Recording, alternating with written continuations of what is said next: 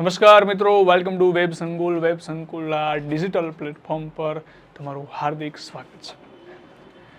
આજના લેક્ચરની અંદર આપણે સમજવાનું છે પક્ષાંતર ધારો એટલે કે એન્ટી ડિફેક્શન લો. શું છે એન્ટી ડિફેક્શન લો? પક્ષાંતર ધારો અવારનવાર ચર્ચામાં રહેતો ટોપિક છે. કેમ લાવવામાં આવ્યો, એના પાછળનું કારણ શું હતું અને પક્ષાંતર ધારામાં કઈ કઈ જોગવાઈ છે અને કયા કયા અનુચ્છેદ આના ઉપર અસર કરે છે. આ તમામ વસ્તુઓને આજના લેક્ચરથી આપણે સમજવાની છે. બહુ બેઝિકથી આપણે શરૂઆત કરીશું એન્ટી ડિફેક્શન લોની, એના પાછળના કારણો, તમામ વસ્તુઓને આપણે સમજીશું. તો શરૂઆત કરીએ લેક્ચરની. એના પહેલાં બીજી એક વિસ્તૃત માહિતી તમને આપી દઉં કે ટૂંક સમયની અંદર વેબ સંકુલની આપણી જીપીએસસીની ફાઉન્ડેશન બેચ એટલે કે પરિશ્રમની શરૂઆત થાય છે અને આ બેચ 164 જગ્યા જે ક્લાસ 1-2 માટેની છે એના માટેની આ શરૂ થવાની બેચ છે. 20 ઓગસ્ટથી આના અલગ અલગ ડેમો સેશન, ડેમો લેક્ચરના આયોજન કરવામાં આવેલા છે. તમે ડેમો લેક્ચર જુઓ. લગભગ 6 જેટલા ડેમો લેક્ચર છે. આ 5 જેટલા ડેમો લેક્ચર છે. આ 5 જેટલા ડેમો લેક્ચરને તમે નિહાળો, જુઓ, સમજો અને એ તમામ વસ્તુઓ બાદ તમે આ બેચની અંદરથી જોઈન થઈ શકો છો. અને એના માટેની આ બેચ છે આપણી ઓફલાઈન બેચ છે. ટૂંક સમયની અંદર આપણે લાઈવ બેચ પણ 20 તારીખે જ શરૂ થવાની છે, જે એસટીએ માટે ખાસ કરીને રહેશે. તો આ બેચ ઓફલાઈન બેચ છે. લાઈવ બેચ પણ 20 તારીખે શરૂઆત થશે.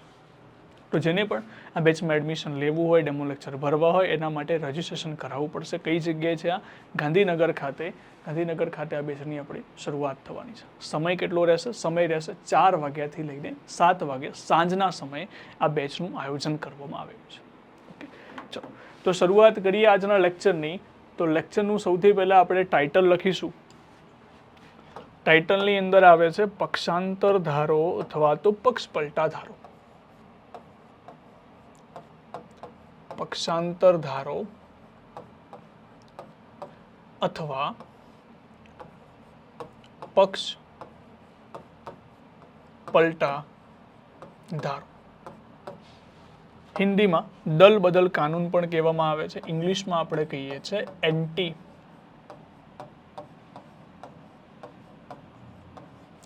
ડિફેક્શન લો.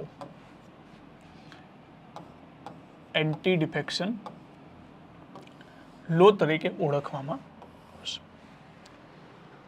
તો આ પક્ષાંતર ધારો અથવા તો પક્ષ પલટા ધારો, સામાન્ય રીતે આના નામ ઉપરથી આપણને ખબર પડે કે પક્ષાંતર ધારો આપણે કોને કહીશું. કોઈ એક વ્યક્તિ એક પક્ષમાંથી બીજા પક્ષમાં જો જોડાય છે તો એના ઉપર સામાન્ય રીતે પક્ષાંતર ધારો લાગતો હોય છે. હવે સાહેબ, પક્ષાંતર ધારો આવવા પાછળનું કારણ શું હતું? તો 1960 સુધીમાં દેશમાં ખાસ કરીને એક જ પાર્ટીનું પ્રભુત્વ વધારે હતું. એ હતી કોંગ્રેસની સરકાર. કોંગ્રેસ પાર્ટી સંપૂર્ણ ભારત દેશની આપણે કેન્દ્ર લેવલની વાત કરીએ કે રાજ્ય લેવલની વાત કરીએ, એક પાર્ટીનું પ્રભુત્વ સૌથી વધારે હતું. પરંતુ સમય આવે છે 1960 થી લઈને 1970નો સમય. આ સમયની અંદર અલગ અલગ રાજ્યોની અંદર બીજી બધા પક્ષો અથવા બીજી બધી પાર્ટીઓનું પણ અથવા તો પક્ષનું પણ ધીમે ધીમે પ્રભુત્વ વધવા લાગ્યું. જેના કારણે એક પક્ષમાંથી બીજા પક્ષમાં વ્યક્તિઓ પોતાની લાલચના અર્થે એક પક્ષમાંથી બીજા પક્ષમાં જોડાવા લાગ્યા. અને એની અંદર કિસ્સો ત્યારે વધારે પોપ્યુલર થયો જ્યારે ઘટના બની 1967માં. 1967ની અંદર હરિયાણાના એક મંત્રી, હરિયાણાના એક ધારાસભ્ય જે અપક્ષ તરીકે ચૂંટાયા હતા હસનપુર બેઠકમાંથી, જેનું નામ હતું ગયાલાલ. વિચાર કરો, વ્યક્તિ અપક્ષ તરીકે ચૂંટાય છે. અપક્ષ તરીકે એટલે કોઈ પાર્ટીમાં જોઈને પોતે એક સ્વતંત્ર ઇલેક્શન લડે છે અને સ્વતંત્ર ઇલેક્શન લડ્યા બાદ લોકોને એમની વિચારધારા પસંદ આવે છે અને લોકોને એમની વિચારધારા પસંદ આવી તેથી એમને ચૂંટીને મોકલે છે. તો હરિયાણાની અંદરથી આ વ્યક્તિ, જેનું નામ હતું ગયાલાલ, આ લખવાનું નથી, ખાલી જસ્ટ માહિતી આપણે મેળવીશું. ગયાલાલ કઈ બેઠક પરથી હતા? હસનપુર બેઠક પરથી હતા. અપક્ષ તરીકે ચૂંટાયા. થોડા સમય બાદ આ વ્યક્તિ કોંગ્રેસમાં જોડાય છે. આ વ્યક્તિ ક્યાં જોડાય છે? કોંગ્રેસ પાર્ટીની અંદર જોડાઈ જાય છે. લોકો વિચારે છે કે અહીંયાથી અપક્ષ તરીકે એટલા માટે ચૂંટ્યા કારણ કે આમની વિચારધારા કોંગ્રેસથી અલગ હતી. કારણ કે વ્યક્તિ જે છે એ પોતાની વિચારધારાથી ચૂંટાય છે. કોંગ્રેસ કરતાં આમની વિચારધારા અલગ છે, તેથી આમને આપણે ચૂંટીને મોકલ્યા. અને આ જ વ્યક્તિ જોઈન થઈ ગયા કોંગ્રેસની અંદર. ચલો, કોંગ્રેસમાં જોઈન થયા. એના પછી થોડા સમય પછી એક બીજી પાર્ટી એટલે કે સંયુક્ત મોરચા સંયુક્ત મોરચામાં જોઈન થઈ ગયા. પહેલા અપક્ષ તરીકે આવ્યા, પછી કોંગ્રેસમાં ગયા, પછી સંયુક્ત મોરચામાં જોઈન થયા. ચલો એ પણ થયું. એના પછી સંયુક્ત મોરચામાંથી પાછા ક્યાં આવ્યા? કોંગ્રેસમાં આવ્યા. સંયુક્ત મોરચામાંથી પાછા કોંગ્રેસમાં. ત્યારે કોંગ્રેસના એક લીડર હતા, એમના દ્વારા કહેવામાં આવ્યું ગયારામ આયારામ. એટલે ગયારામ જે પહેલા જતા રહ્યા હતા, હવે પાછા આવી ગયા. તો કોંગ્રેસ દ્વારા એવું કહેવામાં આવ્યું હતું ગયારામ આયારામ. અને જે સમયે આ ઘટના બની, જ્યારે કોંગ્રેસ લીડર દ્વારા આવું કહેવામાં આવ્યું, ત્યારે સંયુક્ત મોરચાના એક વ્યક્તિ હતા યશવંત ચવાણ. અને યશવંત ચવાણ દ્વારા કહેવામાં આવ્યું આ ગયારામ આયારામ નથી, પરંતુ આ આયારામ ગયારામ છે. આયારામ ગયારામ. તો ત્યારથી આ વાક્ય પોપ્યુલર બન્યું, આયારામ ગયારામ. થોડા જ સમયની અંદર અલગ અલગ 3 પાર્ટીઓમાં જોડાણ કર્યું અને એટલા માટે આ કહેવત પોપ્યુલર બની. અને ત્યારથી આયારામ ગયારામ થિયરી પણ કહેવામાં આવે છે, અથવા તો પક્ષાંતર ધારાનું એક બેસ્ટ એક્ઝામ્પલ તમે ગણી શકો, જે છે આ ગયાલાલની સ્ટોરી, જે 1967માં હરિયાણામાં બનેલી ઘટના હતી. હવે તમે જો કે કોઈ એક વ્યક્તિ જેને લોકો ચૂંટે છે, અપક્ષ રીતે ચૂંટે છે, અથવા તો રાજકીય પક્ષ તરીકે ચૂંટે છે, છતાં પોતાના લાભ ખાતર જનતાનો વિશ્વાસ તોડીને કોઈ અલગ પક્ષમાં જોઈન થાય છે. તો પક્ષાંતર ધારા લાવવા પાછળના કારણો શું હતા, તમે આ સ્ટોરીથી સમજી શકો. તો પક્ષાંતર ધારા લાવવા પાછળના કારણોની વાત કરીએ તો પક્ષાંતર ધારો આવવાથી સૌથી પહેલા ફાયદો શું થાય? પક્ષાંતર ધારો નહોતો તો એ વખતે કઈ કઈ કન્ડિશન જોઈ શકાતી હતી. એટલે પક્ષાંતર ધારા અહીંયા આપણે લખીશું, પક્ષાંતર ધારા. પક્ષાંતર ધારાના કારણે એના પ્રભાવ કયા પડશે? પ્રભાવની અંદર સૌથી પહેલા દેશમાં રાજનૈતિક સ્થિરતા આવશે. રાજનૈતિક સ્થિરતા તમને જોવા મળશે. રાજનૈતિક સ્થિરતાનો મતલબ, હવે કોઈ એક વ્યક્તિ બીજા પક્ષમાં જોઈન નહીં કરી શકે. એનો મતલબ થાય દેશમાં જે પાર્ટીની સરકાર છે એ પાર્ટીની સરકાર યથાવત રહેશે. નહીં તો શું થાય કે સરકાર બનાવવા પાછળ દરેક લોકોને એક પાર્ટીમાંથી બીજા પાર્ટીમાં, એક પક્ષમાંથી બીજા પક્ષમાં જોઈન કરાવી નાખે, લાલચ અર્થે, મંત્રી બનાવવાના અર્થે, સભ્ય બનાવવાના અર્થે, કોઈ પણ બાબતની અંદર. તો રાજનૈતિક સ્થિરતા આવશે. હવે બીજી વસ્તુ, ભ્રષ્ટાચાર ઓછો થશે. કારણ કે એક પક્ષમાંથી બીજા પક્ષમાં જોડાવવું હોય તો ઘણીવાર મંત્રીનું પદ ઓફર ના થાય, પરંતુ ઘણીવાર પૈસા પણ ઓફર થતા હતા કે તમે આ પક્ષમાંથી બીજા પક્ષમાં જોઈન થઈ જાઓ, અમે તમને આટલા પૈસા આપીશું, આટલું ફંડિંગ આપીશું. ત્યારે પણ ભ્રષ્ટાચાર જોવા મળતો હતો. તો એ પણ બંધ થઈ જશે. અને ત્રીજી વસ્તુ, સૌથી ઇમ્પોર્ટન્ટ વસ્તુ, જનતાનો વિશ્વાસ. જનતાનો વિશ્વાસ. જે જનતાનો વિશ્વાસ છે કાયમ રહેશે. અને સૌથી ઇમ્પોર્ટન્ટ વસ્તુ છે. કારણ કે તમે વિચાર કરો, મેં તમને જણાવ્યું પ્રમાણે ગયાલાલને એ જે એરિયાના લોકો છે એમને ચૂંટીને મોકલ્યા. કેમ?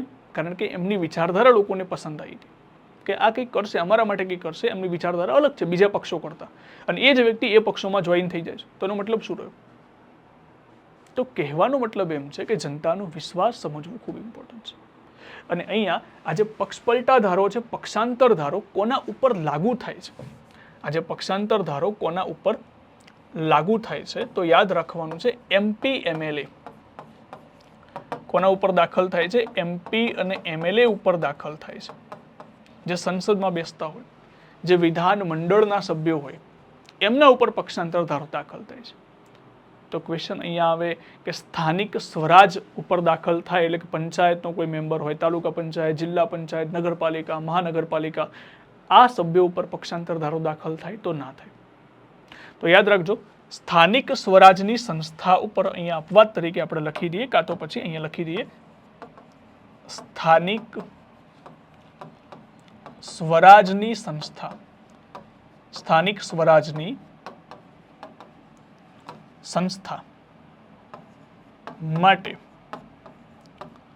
દાખલ થઈ શકે. એમના ઉપર પક્ષાંતર ધારો દાખલ થતો નથી. કોના ઉપર દાખલ થશે? MP છે, MLA છે, ધારાસભ્ય છે, એમના ઉપર દાખલ થતું હોય છે. હવે સાહેબ, આ પક્ષાંતર ધારો આવ્યો કેવી રીતે? તો મેં તમને જણાવ્યું પ્રમાણે 1960 થી લઈને 1970 સુધી આ બધી ગતિવિધિ ધીમે ધીમે વધતી હતી. થોડા સમય બાદ રાજીવ ગાંધીની સરકાર આવે છે. બંધારણમાં 52મો સુધારો કરે છે. 52મો બંધારણીય સુધારો 1985, અને જે મુજબ બંધારણની 10મી અનુસૂચિને એડ કરવામાં આવે છે અને એની અંદર પક્ષાંતર ધારો ઉમેરવામાં આવે છે. તો આપણે જોઈએ કે પક્ષાંતર ધારાનો ઉમેરો ક્યારે કરવામાં આવે તો 52મો સુધારો 1985. 52મો સુધારો 1985માં એડ કરવામાં આવે છે અનુસૂચિ 10, અને કઈ કોની સરકાર હોય છે? સરકાર હોય છે રાજીવ ગાંધીની સરકાર. તો રાજીવ ગાંધીની સરકાર દ્વારા 52મા સુધારામાં પક્ષાંતર ધારો લાવવામાં આવે છે. ચલો, એ તો બધી વાત સમજી લીધી, કારણો આપણે જાણી લીધા કે પક્ષાંતર ધારો લાવવા પાછળનું કારણ શું છે. હવે આપણે એ સમજીએ કે આ પક્ષાંતર ધારો હોય શું અને પક્ષાંતર ધારો લાગે કેવી રીતે. ચલો, તો અહીંયા પક્ષાંતર ધારો અનુસૂચિ 10 મુજબ આપણે લખીએ પક્ષાંતર ધારો. તો પક્ષાંતર ધારા અંતર્ગત કયા કયા વ્યક્તિનો સમાવેશ થાય? તો સૌથી પહેલા એક વ્યક્તિ આવે છે રાજકીય પક્ષ સાથે જોડાયેલા. સમજો, સૌથી પહેલા વ્યક્તિ આવે છે કોઈ રાજકીય પક્ષ સાથે જોડાયેલા હોય. એક્ઝામ્પલ તરીકે કોઈ એમપી છે, એ કોઈ પક્ષ સાથે જોડાયેલો છે. હવે સામાન્ય રીતે કોઈ એમપી અથવા તો એમએલએ એની પાસે 2 સદસ્યતા હોય છે. એક સદસ્યતા પાર્ટી તરીકેની કે એ પાર્ટીનું મેમ્બર છે, અને બીજી સદસ્યતા એ સંસદનું મેમ્બર છે. આ 2 પ્રકારની એની પાસે સદસ્યતા હોય છે. હવે જો કોઈ વ્યક્તિ પોતાની પાર્ટીની સદસ્યતા છોડે છે, પોતાના પક્ષની સદસ્યતા છોડે છે, તો ઓટોમેટિકલી એ એમપી અને એમએલએ તરીકે ગેરલાયક ગણવામાં આવશે. ટૂંકમાં અહીંયા કહેવાનો મતલબ એમ છે કે રાજકીય પક્ષનું કોઈ મેમ્બર છે, કોઈ સભ્ય છે, તો પોતાના પક્ષમાંથી રાજીનામું આપે છે. શું કરે છે? પોતાના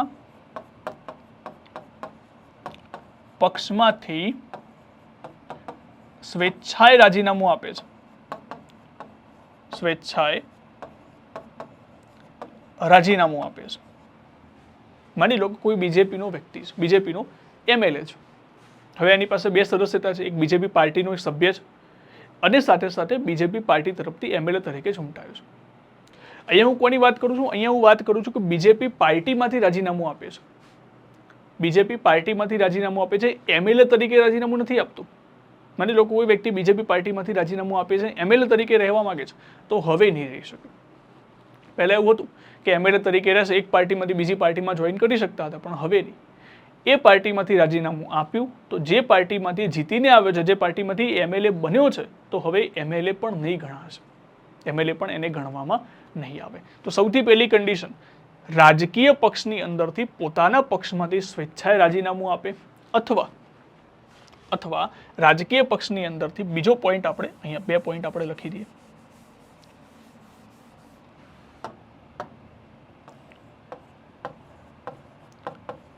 સ્વેચ્છાએ રાજીનામું. સ્વેચ્છાએ રાજીનામું પણ કેવી રીતે? પક્ષમાંથી. એમએલએ તરીકે નહીં. એમએલએ તરીકે તો આપી શકે છે, પક્ષમાંથી રાજીનામું આપે છે. અને બીજી કન્ડિશન, પક્ષના વિરોધમાં મતદાન કરે, અથવા તો મતદાન સમયે ગેરહાજર રહે. સમજો ધ્યાનથી. દરેક પાર્ટી હોય છે, આ પાર્ટીનો એક વ્હીપ હોય છે, એ ગૃહનો એક વ્હીપ હોય છે. વ્હીપનો મતલબ થાય આદેશ આપવાનું કાર્ય કરે. જે આદેશને પણ વ્હીપ કહેવાય, જે આદેશ આપે એ વ્યક્તિને પણ વ્હીપ કહેવામાં આવશે. એ શું કરતા હોય છે? એ જાહેર કરતા હોય છે. એનું એક્ઝામ્પલ તમને પ્રેક્ટિકલ એક્ઝામ્પલ આપીને સમજાવી દઉં. જો જેમ કે તમે જોઈ શકો છો, આ ન્યૂઝ છે, લેટેસ્ટમાં જ છે.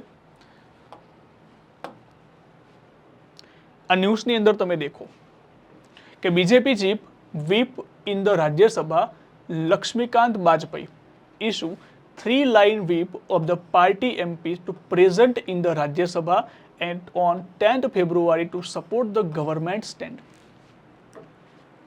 અહીંયા તમે જો, અહીંયા વ્હીપ શું કરશે? વ્હીપ પાર્ટીને આદેશ આપશે, પાર્ટીના જે મેમ્બર છે એમને આદેશ આપશે કે 10 તારીખે તમારે બધાએ હાજર રહેવાનું છે.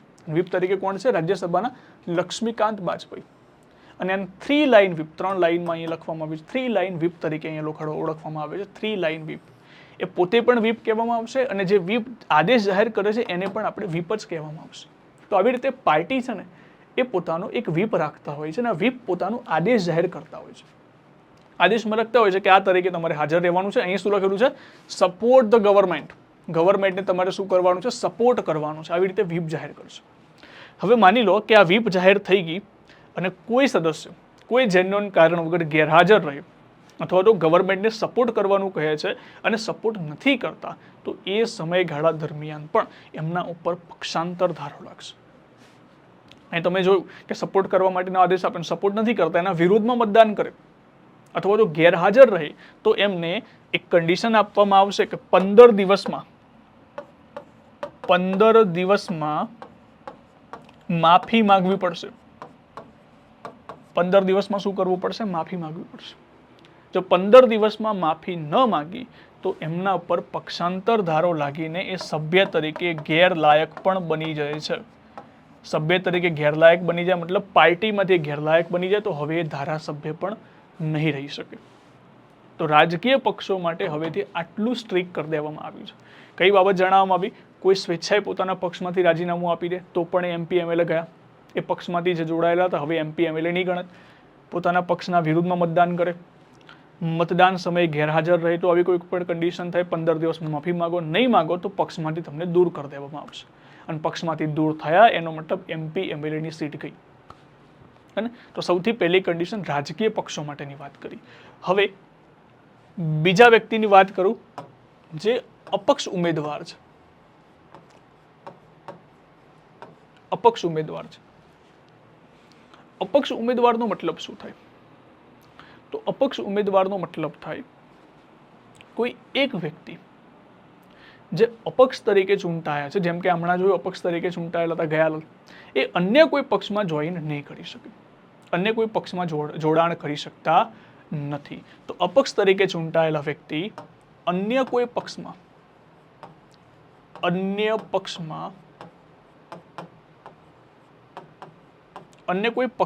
સભ્ય બની શકતા નથી અથવા અન્ય કોઈ પક્ષમાં જોડાણ કરી શકે નહીં, પરંતુ સપોર્ટ કરી શકે છે. માની લો કે કોઈ અપક્ષ તરીકે ચૂંટાયેલો વ્યક્તિ છે, એ બીજા કોઈ પક્ષમાં ના જઈ શકે, બીજેપી કોંગ્રેસમાં ના જઈ શકે હવેથી, પણ સપોર્ટ કરી શકે. સપોર્ટ કેવી રીતે થાય એનું પણ તમને એક્ઝામ્પલ પ્રેક્ટિકલ એક્ઝામમાં સમજાવું છું. પહેલા અહીંયા સમજી લીધું કે અપક્ષ તરીકે કોઈ વ્યક્તિ ચૂંટાય છે, જેને લોકો ચૂંટે, જેની વિચારધારાના કારણે એ બીજા કોઈ પક્ષમાં હવે જોઈન નહીં થઈ શકે. એક્ઝામ્પલ તરીકે માની લો કે મારા વિસ્તારમાં હું ઊભો છું, મને લોકો ચૂંટે છે, હું જીતીને એમએલએ એમપી બની જાઉં છું અને હું પછી બીજેપી કોંગ્રેસ આમ આદમી પાર્ટીમાં જોઈન નહીં કરી શકું. તો સાહેબ અમે તો ઘણીવાર જોયું છે કોઈ વ્યક્તિ બીજેપીનો નેતા છે, બીજેપીના નેતા છે ને પછી કોંગ્રેસમાં જોઈન કરી નાખે છે. તો એ કેવી રીતે થતું હોય? તો એ પોતાના પક્ષમાંથી રાજીનામું આપતા હોય છે. એનું એક્ઝામ્પલ પણ હું તમને પ્રેક્ટિકલી સમજાવીશ. પહેલાં અહીં આ મુદ્દાને સમજો કે અપક્ષ તરીકે કોઈ વ્યક્તિ હોય એ અન્ય પક્ષમાં જોડાણ નહીં કરી શકે. અને ત્રીજા વ્યક્તિની એ વાત કરવામાં આવી છે, એ છે નામાંકિત વ્યક્તિ. નામાંકિત વ્યક્તિ અથવા તો નિમણૂક વ્યક્તિ, જેને નોમિનેટ કરવામાં આવ્યું છે. નોમિનેટનો મતલબ થાય ઇલેક્શન નથી લડેલા, એ ડાયરેક્ટ આવેલા છે. જેમ કે તમે જુઓ કે રાજ્યસભાની અંદર 12 મેમ્બર હોય છે, 12 મેમ્બરને નિમણૂક કરવામાં આવે છે. તો એમના માટેની એક કન્ડિશન છે કે નિમણૂક કરેલા જે મેમ્બર છે એમને 6 મહિનાનો સમય આપવામાં આવશે. 6 મહિનામાં કોઈ પક્ષમાં જોડાણ કરી શકે છે. જેને નિમણૂક કરવામાં આવે છે રાષ્ટ્રપતિ દ્વારા, જે 12 સભ્યો છે રાજ્યસભાના, એ 6 મહિનાનો એમની પાસે સમય છે. 6 મહિનામાં કોઈ પક્ષમાં એમને જોડાવવું હોય જોડાઈ શકે. તો 6 મહિના પછી નહીં, 6 મહિના સુધીનો એમની પાસે સમય છે. 6 મહિનામાં કોઈ પક્ષમાં એમને જોડાવવું હોય તો જોડાઈ શકે છે. તો અહીંયા 3 અલગ અલગ લોકોની આપણે વાત કરી. સૌથી પહેલા કોઈ પક્ષ સાથે જોડાયેલા છે તો એમની વાત કરી કે એ પોતે સ્વેચ્છાએ રાજીનામું આપી દે અથવા તો પોતાના પક્ષના વિરોધમાં જાય. તો અપક્ષ છે, જે અન્ય કોઈ પક્ષમાં જોઈન નહીં કરી શકે. અને એ નામાંકિત પામેલા સદસ્ય છે, નિમણૂક પામેલા સદસ્ય છે. નિમણૂક પામેલા સદસ્યોને કેટલા મહિનાનો સમય આપવામાં આવે છે? 6 મહિનાનો સમય આપવામાં આવે છે. 6 મહિનામાં કોઈ પક્ષમાં એમને જોડાવવું હોય તો જોડાઈ શકે છે. ચલો હવે થોડાક એક્ઝામ્પલ જોઈ લઈએ.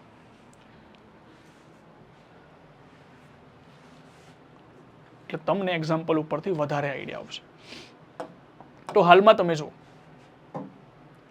હાલની અંદર 12 જેટલા સભ્યો છે, એમાંથી 3-4 સીટો ખાલી છે. હવે આ સીટોની અંદરથી આ 12 તમને જે સભ્યો દેખાય છે, હાલમાં તો 9 જ છે, બાકીની સીટ વેકેન્ટ છે. હાલમાં તો 8 છે, સોરી 8 સભ્યો છે. હવે 8 સભ્યો જે રાષ્ટ્રપતિ દ્વારા નિમણૂક પામેલા સભ્યો છે, એમને 6 મહિનાનો સમય આપવામાં આવશે. 6 મહિનામાં કોઈ પક્ષમાં એમને જોડાવવું હોય જોડાઈ શકે છે. તો અહીંયા ગુલામ અલી કાંતાણા તો એ સોશિયલ વર્ક સાથે જોડાયેલા છે. તો એ જો બીજેપી પાર્ટી સાથે જોડાયેલા છે. કેટલા મહિનામાં જોડાયા હશે? 6 મહિનામાં, વિધિન 6 મંથમાં જોડાયા હશે. બાકીના સભ્યો કોઈ પણ પાર્ટી સાથે જોડાયેલા નથી, ઇન્ડિપેન્ડન્ટ છે, એટલે કે અપક્ષ છે, સ્વતંત્ર છે. અલગ અલગ તમને ખબર છે, કલા, વિજ્ઞાન, સાહિત્ય અને સમાજ સેવા ક્ષેત્રે જે લોકોને નિમણૂક કરવામાં આવે છે, એમની પાસે કેટલા મહિનાનો સમય છે? 6 મહિનાનો સમય છે. આમાંથી એક જ વ્યક્તિ એવા છે જે જોડાયા છે, બાકીને જોડાયા. બરાબર. હવે મેં બીજી વાત કરું છું. બીજી વાતની અંદર મેં તમને આગળ સમજાવ્યું એ પ્રમાણે સમજો. અહીંયાથી મેં તમને કહ્યું કે કોઈ પણ વ્યક્તિ એક પક્ષમાંથી બીજા પક્ષમાં જોઈન કેવી રીતે કરી શકતો હોય છે. તો એ મુદ્દાને તમે સમજો. જેમ કે આપણે ગુજરાતની ગવર્મેન્ટની આપણે વાત કરીએ, ગુજરાતની વિધાનસભાની સીટો છે 182. 182ની અંદરથી એનડીએ પાર્ટી જે આપણે કહીએ છીએ, નેશનલ ડેમોક્રેટિક એલાયન્સ, જેની પાસે બીજેપી પાસે ટોટલ થઈને 163 સીટો છે. 163 સીટ છે આની પાસે, 163 સીટો. 163માંથી 161 બીજેપી પાર્ટી પાસે છે અને 2 છે ઇન્ડિપેન્ડન્ટ સીટો છે, એટલે કે સ્વતંત્ર સીટ છે. હવે તમે વિચાર કરો કે આ જે 2 લોકો છે એ પક્ષમાં જોઈન નથી કરી શકતા, એ બહારથી સપોર્ટ કરે છે, એનડીએ ગવર્મેન્ટે સપોર્ટ કરે છે, બહારથી સપોર્ટ કરે છે. તેમની ગવર્મેન્ટ છે અહીંયાથી.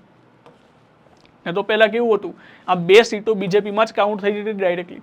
જો ગયાલાલ વખતેની આપણે વાત કરીએ ને, તો કે બે લોકો છે, આ 2 લોકો ડાયરેક્ટલી અહીંયા જોઈન કરી શકતા હતા, પણ હવે નથી. હવે જો બંને સીટોને અલગ અલગ કરવામાં આવી છે. બીજેપી પાસે 161, ઇન્ડિપેન્ડન્ટ છે 2 લોકો. સમજાયું? હવે માની લો કે સાહેબ ઇન્ડિપેન્ડન્ટ છે, એમને બીજેપીમાં જોઈન કરવું હોય તો શું કરવું પડે? તો એમને ફરી ઇલેક્શન લડવું પડશે બીજેપીની સીટ ઉપરથી.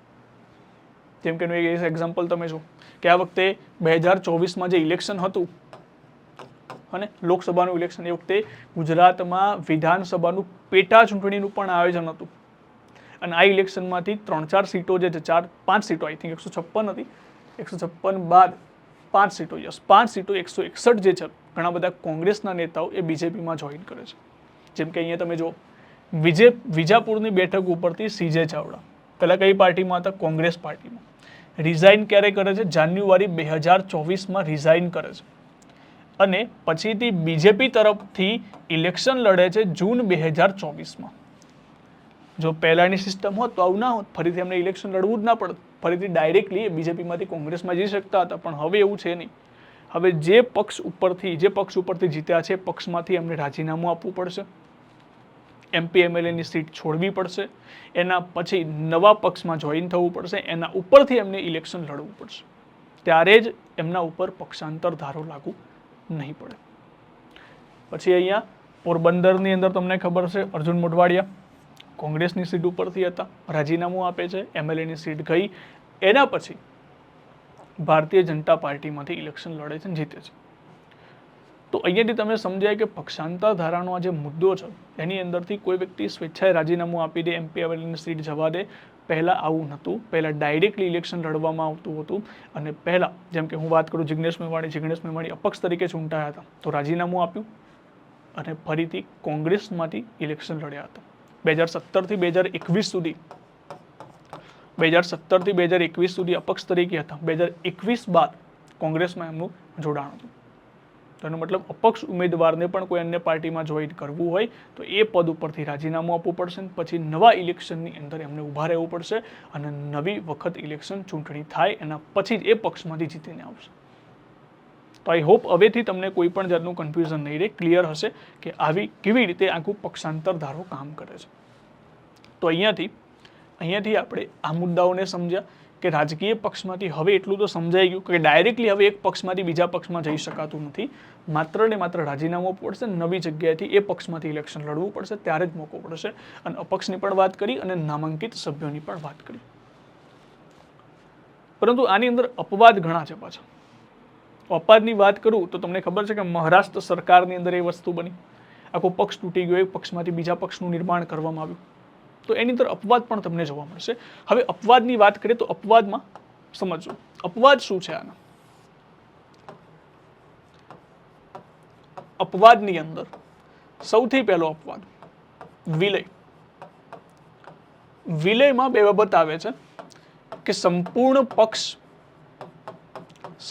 પક્ષ વિલય કરી નાખવામાં આવે, સંપૂર્ણ પક્ષનું વિલય થઈ જાય. એનો મતલબ થાય કે આખો એક પક્ષ છે એ બીજા કોઈ પક્ષમાં વિલય થઈ જતો હોય તો એમના ઉપર પક્ષાંતર ધારો દાખલ નહીં થાય. સમજો અહીંયાથી. આજે આપણે એક્ઝામ્પલ લીધું. અહીં તમે જુઓ સમાજવાદી પાર્ટીની એક સીટ છે. કેટલી સીટ છે? એક સીટ. હવે સમાજવાદી પાર્ટી સંપૂર્ણ રીતે જો અહીંયા બીજેપીમાં જોઈન થઈ જાય છે અથવા તો આ પક્ષમાં જોઈન થઈ જાય છે તો એમના ઉપર પક્ષાંતર ધારો દાખલ થાય. સંપૂર્ણ પાર્ટી. તો આને કહેવાય સંપૂર્ણ વિલય. સંપૂર્ણ વિલય તરીકે ઓળખવામાં આવશે. અથવા તો સભ્યના 2/3 સભ્ય કુલ પાર્ટીના 2/3 સભ્ય પણ બીજા પક્ષમાં જોઈન થઈ જાય છે તો એમના ઉપર પક્ષાંતર ધારો દાખલ થતો નથી. એક્ઝામ્પલ તરીકે માની લો કે પાર્ટીની અંદર 30 મેમ્બર છે, 30 સીટો છે આપણી.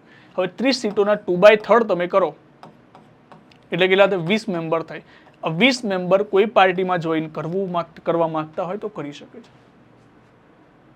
20 મેમ્બર કોઈ અન્ય પાર્ટીમાં જોઈન કરવા માંગતા હોય તો કરી શકે છે વિધાઉટ એની ઇલેક્શન લડ્યા વગર.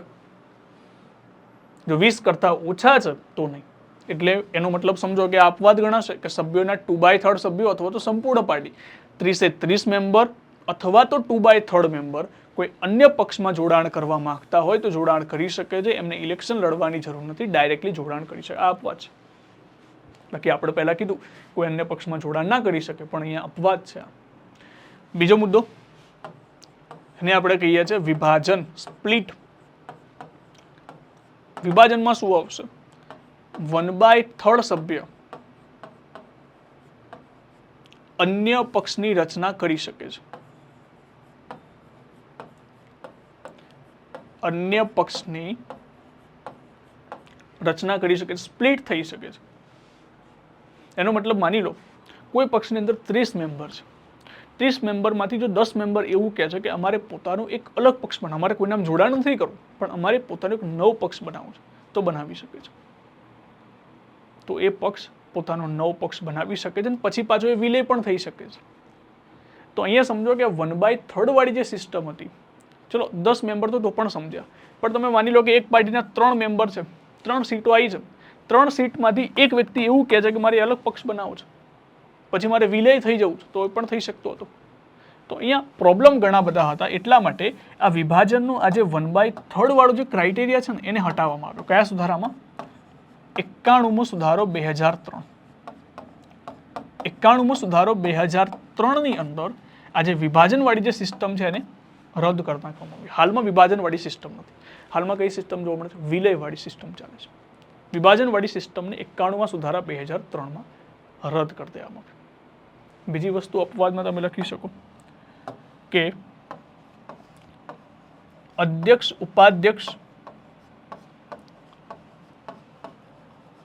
ઉપાધ્યક્ષ સભાપતિ કે ઉપસભાપતિ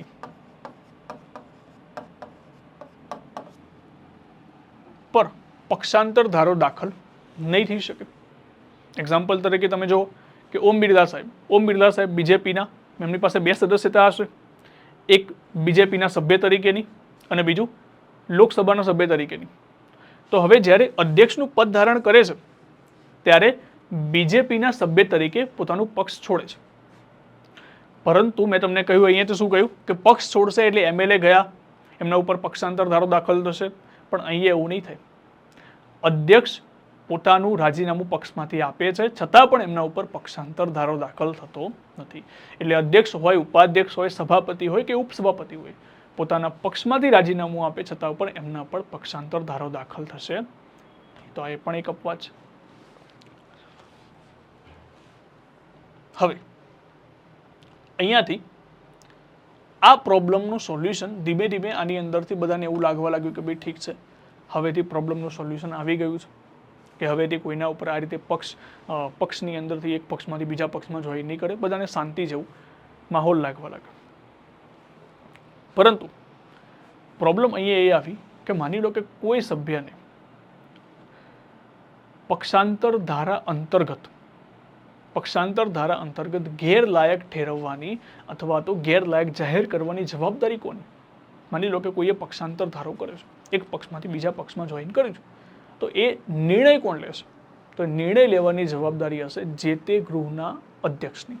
તો યાદ રાખજો, અહીંયાથી કોઈ વ્યક્તિ પક્ષાંતર ધારા અંતર્ગત આવે છે, તેનો નિર્ણય કોણ લેશે? તો નિર્ણય લેશે જે તે ગૃહના અધ્યક્ષ. અને સૌથી મોટી વસ્તુ, જે તે ગૃહના અધ્યક્ષની માહિતી કોણ આપશે? માહિતી આપશે વ્હીપ.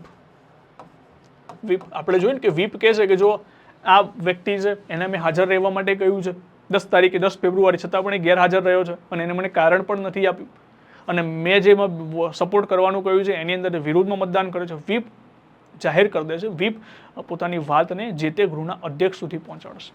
પછી અધ્યક્ષ એનો અંતિમ નિર્ણય લેતા હોય છે. જે તે ગૃહના અધ્યક્ષ એનો અંતિમ નિર્ણય લેતા હોય છે. હવે તમને સમજો કે અહીંયાથી પણ મેટર સામે આવવા લાગી.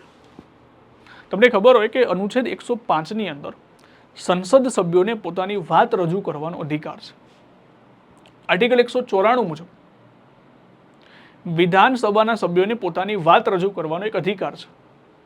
હવે માની લો કે હું એમપી છું અને બીજેપી પાર્ટી કોઈ બિલ લાવે છે, હું બીજેપી પાર્ટીમાંથી છું, એક્ઝામ્પલ તરીકે બિલ લાવે છે, પણ આ બિલની અંદર મને એવું લાગે છે કે આ બિલ ખોટું છે, આ બિલમાં મારે સપોર્ટ ના કરવો જોઈએ, આ બિલમાં મારે ખુલીને બોલવું જોઈએ કે આ બિલ બિલકુલ રોંગ છે, ખોટું છે, આ બિલ ના આવવું જોઈએ. પરંતુ તમે જો કે મારા હાથ બંધાઈ ગયા છે, હું કદાચ બોલવાનો ટ્રાય કરીશ, અથવા તો હું એવું કહીશ કે આ બિલના સપોર્ટમાં હું નથી, મેં આ બિલના વિરુદ્ધમાં મતદાન કર્યું, તો મારા ઉપર તો પક્ષાંતર ધારો લાગુ પડી જશે. તો પછી મને આર્ટિકલ 105 હેઠળ પોતાની વાત રજૂ કરવાનો અધિકાર મળે છે, એ ક્યાં ગયો? પોતાની વાતને નિર્ભયતાપૂર્વક રાખવાનો મને અધિકાર મળે છે, તો એ ક્યાં ગયું? તો પછી આનો મતલબ થાય કે આ પક્ષાંતર ધારો તો આર્ટિકલ 105 ને 194 નું ઉલ્લંઘન કરે છે, પોતાની વાતને રજૂ જ નહીં કરી શકે, અને જેવી રજૂ કરશે તો ગૃહના જે અધ્યક્ષ છે ડાયરેક્ટલી અંતિમ નિર્ણય લઈ લેશે. તો એ જ વસ્તુના કારણે સુપ્રીમ કોર્ટમાં કેસ દાખલ થયો.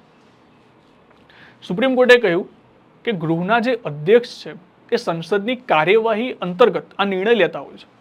વાત બિલકુલ સાચી છે, પરંતુ અધ્યક્ષની પાસે અર્ધ ન્યાયી શક્તિ હોય છે, ન્યાયિક શક્તિ સંપૂર્ણ રીતે નથી.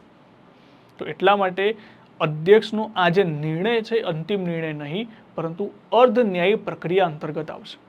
એનો મતલબ કોઈ સભ્યને ગૃહના અધ્યક્ષ ગેરલાયક ઠેરવે તો એને તમે ન્યાયાલયમાં પડકારી શકો છો. કયા કેસમાં કહેવામાં આવ્યું?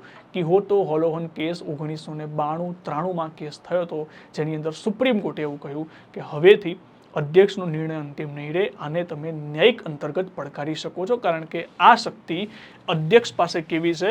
અર્ધ ન્યાયી શક્તિ છે. કેવી શક્તિ છે? અર્ધ ન્યાયી શક્તિ છે. એટલા માટે તમને પ્રશ્ન પૂછે કે ગૃહના અધ્યક્ષ, ઉપાધ્યક્ષ અથવા તો સભાપતિ, ઉપસભાપતિ પક્ષાંતર ધારા અંતર્ગત કોઈ નિર્ણય આપે છે, તો એ નિર્ણયને તમે ન્યાયિક સમીક્ષા અંતર્ગત આવે કે ના આવે, ન્યાયાલયમાં પડકારી શકો કે ના શકો? બિલકુલ પડકારી શકાય, કારણ કે સુપ્રીમ કોર્ટે કહ્યું છે. તો અહીંયાથી યાદ રાખવાનું છે કયો કેસ હતો? કિહોતો હોલોહન કેસ.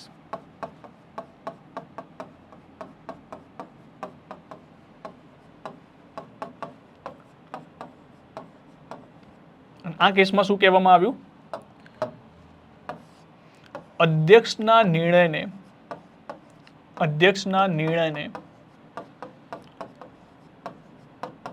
ન્યાયિક સમીક્ષા અંતર્ગત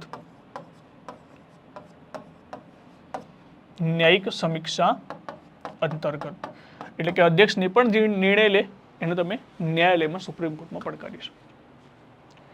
હવે માની લો કન્ડિશન ઘણીવાર એવી પણ બનતી હોય, વીપે કહી દીધું કે બે આ વ્યક્તિએ મારા વિરુદ્ધમાં મતદાન કર્યું છે, પાર્ટીના વિરુદ્ધમાં મતદાન કર્યું છે. અધ્યક્ષ એની વાત સાંભળતા જ નથી, અધ્યક્ષ એની વાતને પહોંચાડતા જ નથી અથવા એના ઉપર કોઈ નિર્ણય લેતા જ નથી અને એ રીતે 5 વર્ષ કાઢી નાખે છે. તો એવું પણ ના ચાલે, કારણ કે સમય મર્યાદા તો ક્યાંય લખવામાં નથી આવી. તો સુપ્રીમ કોર્ટે પોતાના એક નિર્ણયમાં પણ કહેલું છે કે અધ્યક્ષ પક્ષાંતર ધારાનો નિર્ણય મેક્સિમમ 3 મહિનામાં લેવો જોઈએ, પરંતુ આ સુપ્રીમ કોર્ટે પોતાના નિર્ણયમાં કહેલું છે. એટલે યાદ રાખજો, પક્ષાંતર ધારાનો બંધારણમાં ક્યાંય ઉલ્લેખ નથી આપેલો. તમને જો બંધારણમાં પૂછાય તો ઉલ્લેખ નથી. સુપ્રીમ કોર્ટે પોતાના નિર્ણય, આ કેસની બીજો એક કેસ હતો જેમાં કહેવામાં આવ્યું હતું કે અધ્યક્ષે પક્ષાંતર ધારા માટે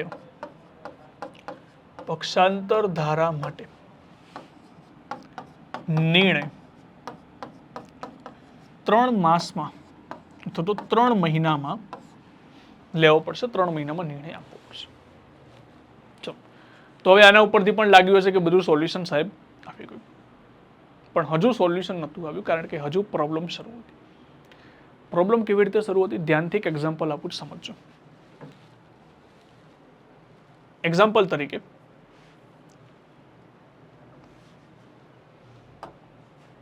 કોઈ એક વ્યક્તિ છે જે, ચલો આપણે નાની પાર્ટી લઈ લઈએ, આપણે જેની સીટો ઓછી છે એ પાર્ટી કોંગ્રેસ અને આમ આદમી પાર્ટી આ વ્યક્તિ છે, અને અહીંયા બીજેપી છે. એક્ઝામ્પલ તરીકે બીજેપી આ વ્યક્તિને ઓફર કરે છે, એક કામ કરો તમે અમારા પક્ષમાં જોડાઈ જાઓ. તો આ વ્યક્તિ કહે છે કે તમારા પક્ષમાં જોડો બધું બરાબર છે, પરંતુ મારે તો મારા ઉપર તો પક્ષાંતર ધારો દાખલ થઈ જશે ને, હું એમને તો પક્ષમાં જોડાઈ ના શકું.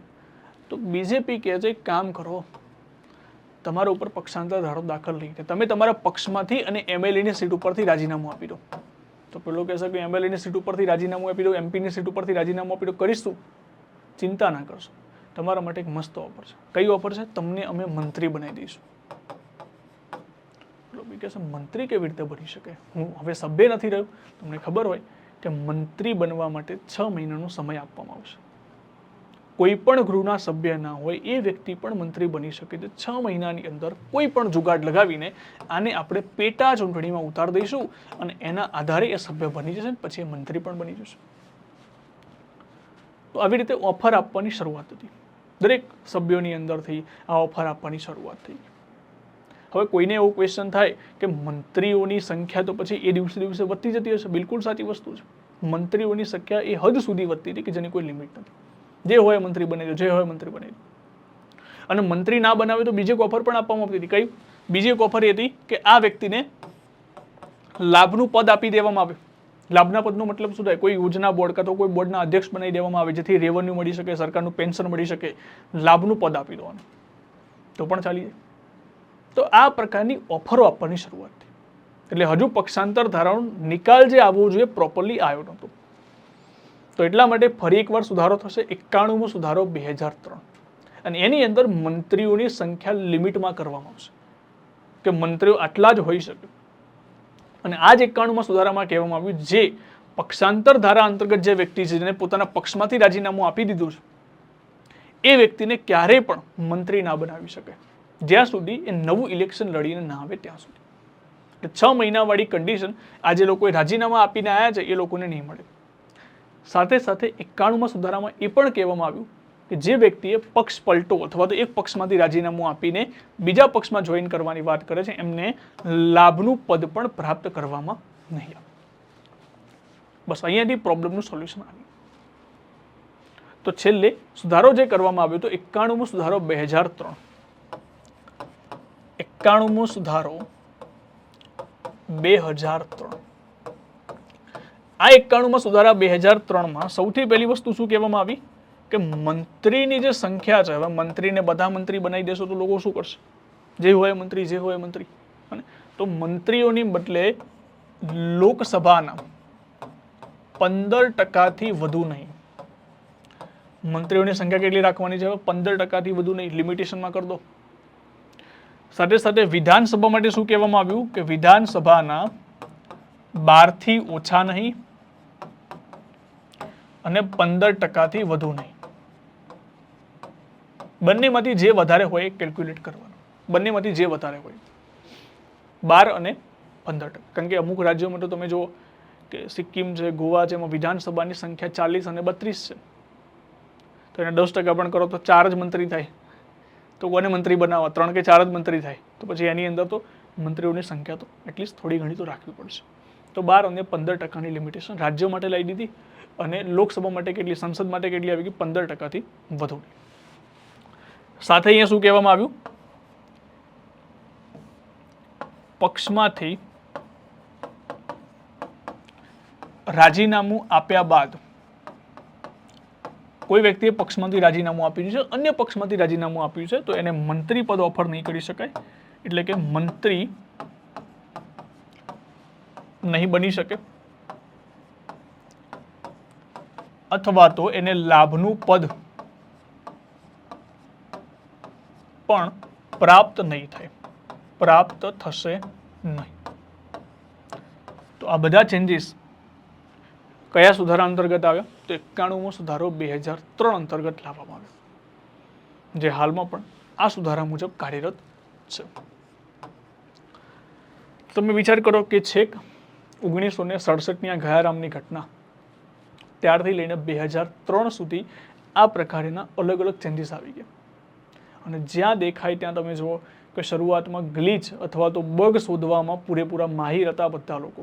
જ્યાં દેખાય તેમને લાગ્યું કે પક્ષાંતર ધારા આવે છે, કામ કરો, મંત્રી બનાવી દો, લાભનું પદ આપી દો. તો એના માટે પણ સરકારે સુધારા કરવા પડ્યા. તો લેટેસ્ટમાં જે ચેન્જ છે એ આ પ્રકારનો ચેન્જ તમને જોવા મળશે. અને આ જ 91માં સુધારા માટે 91માં સુધારા અંતર્ગત પેલું જે વિભાજનવાળી જે સ્પ્લિટવાળી જે સિસ્ટમ છે એને શું કરવામાં આવી? રદ કરવામાં આવી. ફરી એકવાર સંપૂર્ણ માહિતી જોઈ લઈએ. એન્ટી ડિફેક્શન લો જે છે 52મો સુધારો 1950 અંતર્ગત. ચલો, તો પક્ષાંતર ધારો શું છે? તો પક્ષાંતર ધારા અંતર્ગત રાજનૈતિક સ્થિરતા લાવવા માટે, ભ્રષ્ટાચારને રોકવા માટે, જનતાનો વિશ્વાસ કાયમ રાખવા માટે એક ધારો ઘડવામાં આવે છે જેનું નામ છે પક્ષાંતર ધારો. કોના ઉપર દાખલ થાય છે? MP છે, MLA છે અને MLC પણ આવી જાય. મેમ્બર ઓફ લેજિસ્લેટિવ કાઉન્સિલ એટલે કે વિધાન પરિષદના સભ્યો માટે પણ દાખલ થતો હોય છે. સ્થાનિક સ્વરાજની સંસ્થા માટે દાખલ નહીં કરી શકાય, એટલે પંચાયત છે, નગરપાલિકા છે, એમના ઉપર દાખલ નહીં થઈ શકે. 52મો સુધારો 1985ની અંદર અનુસૂચિ 10 ઉમેરવામાં આવી, જે મુજબ રાજીવ ગાંધીની સરકારે સુધારો કર્યો. 3 લોકો ઉપર લાગે છે રાજકીય પક્ષમાં જોઈન હોય ત્યારે એ પક્ષમાંથી રાજીનામું નથી આપી શકતા અને પોતાના પક્ષના વિરુદ્ધમાં જાય છે તો એમને શું કરવું પડશે? 15 દિવસ માફી માંગવી પડશે, નહીં તો સંસદ સભ્ય તરીકે ગેરલાયક ઠેરવી જશે. અપક્ષમાંથી ચૂંટાયો તો અન્ય પક્ષમાં જોડાણ નથી કરી શકતા. નામાંકિત થયેલા વ્યક્તિ હોય તો 6 મહિનાનો એમની પાસે સમય આપવામાં આવશે. 6 મહિનામાં કોઈ પક્ષમાં જોઈન કરવું હોય તો કરી શકે છે. અપવાદની વાત કરીએ તો અપવાદમાં વિલય આવે છે, સંપૂર્ણ પક્ષ વિલય થઈ જાય, અથવા તો 2/3 મેમ્બર બીજા કોઈ પક્ષમાં વિલય થઈ શકે છે. આ જે વિભાજનવાળી જે સિસ્ટમ છે 1/3 લોકો પોતાનો નવો પક્ષ બનાવી શકે છે, એ વસ્તુને કેન્સલ કરી નાખવામાં આવી. અધ્યક્ષ, ઉપાધ્યક્ષ, સભાપતિ કે ઉપસભાપતિ ઉપર પક્ષાંતર ધારો દાખલ થતો નથી. એના પછી પક્ષાંતર ધારાનો નિર્ણય કોણ લે છે? તો જે તે ગૃહના અધ્યક્ષ લેતા હોય છે, પરંતુ આ નિર્ણય હવે અંતિમ નિર્ણય નથી. આવું કયા કેસમાં કહેવામાં આવ્યું? કિહોતો હોલોવન કેસ, જેની અંદર કહેવામાં આવ્યું હવે આનો અંતિમ નિર્ણય ન્યાયાલયના હાથમાં હોય છે, કારણ કે અહીંયા અર્ધન્યાયી પ્રક્રિયા તમને જોવા મળશે અને અધ્યક્ષ પોતાનો જે નિર્ણય છે મેક્સિમમ 3 માસની અંદર આપી દેવો પડશે, એ પણ જણાવવામાં આવ્યું. અને એના પછી 91મો સુધારો કરવામાં આવ્યો, જેમાં મંત્રીઓની સંખ્યા લિમિટેશન કરવામાં આવી અને જે વ્યક્તિ ઉપર પક્ષાંતર ધારો ઓલરેડી લાગેલો છે એ વ્યક્તિ મંત્રી તરીકે અથવા તો લાભનું પદ ધરાવતા વ્યક્તિ ન હોવા જોઈએ.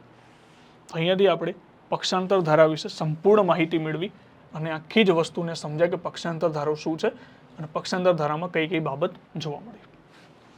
ચલો, એના પછી બીજી એક માહિતી તમને આપી દઉં કે હાલમાં STAની લાઈવ બેચની પણ આપણે શરૂઆત થવાની છે. આ બેચની શરૂઆત પણ 20 ઓગસ્ટથી જ થવાની છે.